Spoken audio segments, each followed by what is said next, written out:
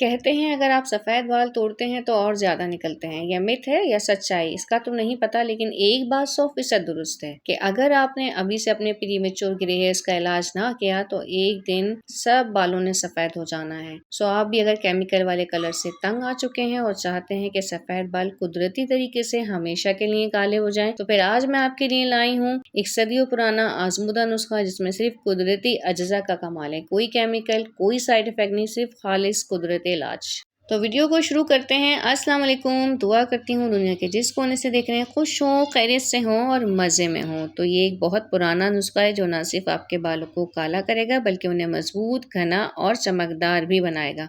इन गोलियों का बाकायदा इस्तेमाल कम उम्र में होने वाले सफ़ेद बालों को इतना काला कर देगा कि लिटरली फिर आपको डाई लगाने की ज़रूरत नहीं पड़ेगी। तो इसको बनाने के लिए बहुत कम चीज़ें चाहिए। 7 से 8 आपने इंडियन गूसबेरी लेनी है, यानी कि आंवला, और आपने ड्राई फॉर्म वाले ही यूज़ करने हैं।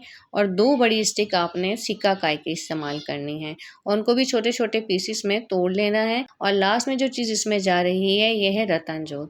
ये बहुत अच्छा कलर देता है, बालों के लिए स्टिक बहुत कमाल के फ़वाइद रखती है। ये आपने एक इतनी बड़ी स्टिक लेनी है और ये बहुत क्रिस्पी सी होती है, आराम से ही हाथ से ये टूट जाएगी। तो यहाँ पर हम तमाम चीज़ों को थोड़ा दरदरा सा ना कूट लेंगे, ऐसे ही साबुत हम इसको इस्तेमाल नहीं करेंगे।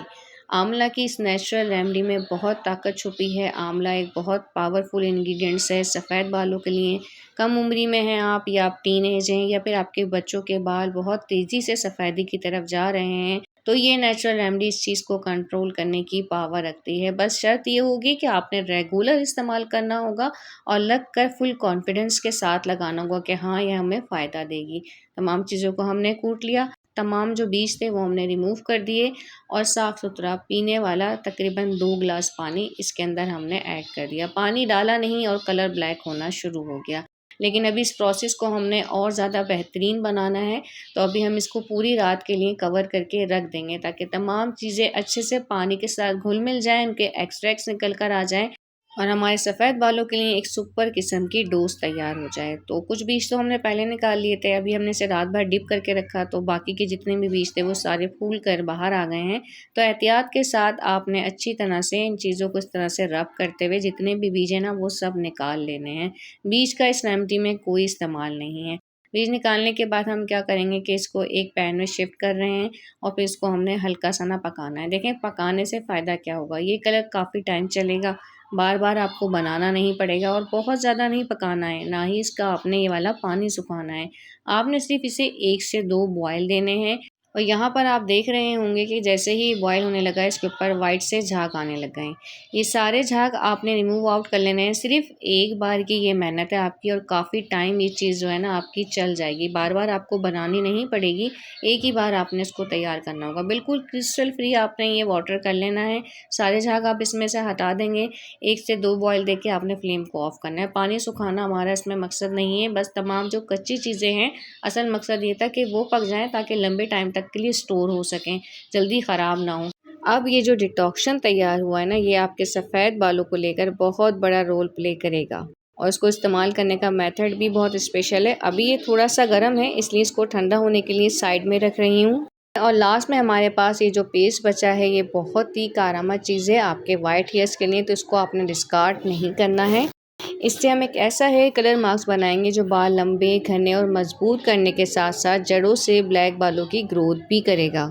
तो इसके अंदर मैंने इसका अपना ही थोड़ा सा पानी छोड़ दिया था, उसी की हेल्प से इसका एक स्मूथ सा पेस्ट बना लिया है। इजाफी पानी इसके अंदर मैंने कोई शामिल नहीं किया है। ये पेस्ट बनाने के बाद आपने क्या करना है कि इसके अंदर तकरीबन 2 चमचे भरकर फ्रेश दही के यूज़ करने हैं।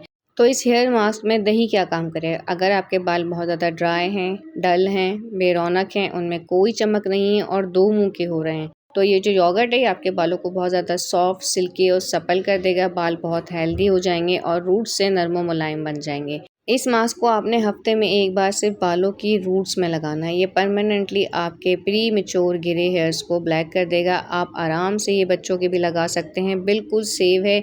महीने में कम से कम 4 बार आप इसको इस्तेमाल करें। दूसरी चॉइस आपके पास ये है कि आप इसके अंदर अपनी कोई भी डाई भी शामिल कर सकते हैं, जैसे कि हिना या फिर इंडिगो पाउडर। यहाँ पर मैंने इसके अंदर 2 चमचे इंडिगो पाउडर के शामिल किए हैं। अब ये हमारा हेयर कलर मास्क में तब्दील हो गया। इसको लगाने का पूरा मेथड भी आगे चलकर शेयर करूँगी। अब ये जो हमारा डिटॉक्शन वाटर था ना, ये ठंडा हो गया है और इसको आपने अपने बालों की हर चीज़ में इस्तेमाल करना है। ऑयल में, शैम्पू में, हेयर कलर में, हर चीज़ में ये वाटर जाएगा। इस तरह से आपके बालों को बूस्ट लग जाएगा और वो वाइट होना वहीं पर स्टॉप हो जाएंगे। और जो प्रीमेच्योर ग्रे हेयर्स हैं वो पहले ग्रे होना शुरू होंगे और फिर आहिस्ता आहिस्ता इंशाल्लाह ब्लैक हो जाएंगे। अगर एजिंग के हिसाब से आपके बाल वाइट नहीं हुए हैं बल्कि कम उम्री में ही सफ़ेदी की तरफ चले गए हैं तो ये वाटर आपको 100% रिजल्ट्स देगा। यहाँ पर सबसे पहले मैंने 2 से 4 चमचे इस वाटर के अपने ऑयल में शामिल किए, अच्छे से मिक्स किया और नहाने से 2 घंटा पहले हफ्ते में 1 से 2 बार आपने इसको लाजमी लगाना है। और जिस शैम्पू के साथ वॉश करना है वो भी मैं आपके साथ शेयर कर देती हूँ। जब घर में ही आसानी से एक चीज़ मौजूद है तो फिर अपने केमिकल शैम्पू को हर्बल में कम से कम चेंज कर लिया करें ताकि इसके जो हार्शनेस है, इसके जो नुकसानात हैं वो कम से कम हों। इसी वाटर को आपने थोड़ा सा लिया और अपनी ज़रूरत के हिसाब से शैम्पू निकाला, उसको अच्छे से मिक्स कर लिया और फिर अपने बालों को वॉश कर लिया। हर बार इसी तरीके से बालों को धोना है। हाँ, ये शैम्पू बालों में लगा कर नहीं रखना है, हर बार फ्रेश बनाएं, मिक्स करके ना रखें। अब इस वाटर का लास्ट यूज़ आपको बताऊंगी जिसको आपने ना धोना है ना सुखाना है, बस लगाना है और उसके विजिबल रिजल्ट्स आप खुद देखेंगे।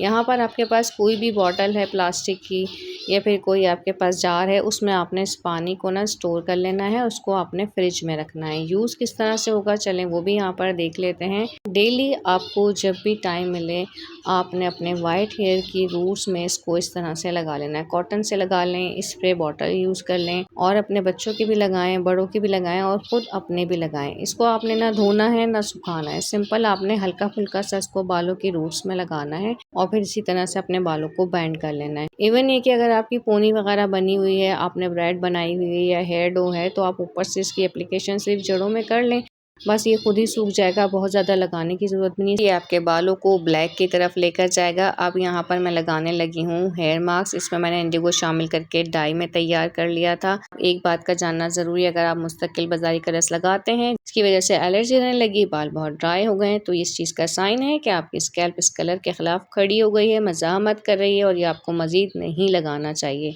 तो नेचुरल रेमेडीज़ को लेकर मुझे बहुत ज़्यादा कमेंट्स आते हैं कि हमने ट्राई कर लिया है, कोई फ़ायदा नहीं हुआ या कलर नहीं आया। ये झूठ है, फेक है। सबसे पहली बात, मैं अपनी किसी भी वीडियो में दावा नहीं करती कि एक बार लगाया हो भाई आपके साथ मैजिक हो जाएगा, सालों पुराने केमिकल से डैमेज हुए सफ़ेद बाल फौरी ब्लैक हो जाएंगे, ऐसा कोई क्लेम मैंने अपनी किसी वीडियो में नहीं किया। Natural home remedies slow work करती हैं, आपको बार बार एप्लीकेशन करनी होती है, फिर ही आपको अच्छे से रिजल्ट्स मिलते हैं। तो नेचुरल चीज़ों को लगाना है, खुद को केमिकल से बचाना है।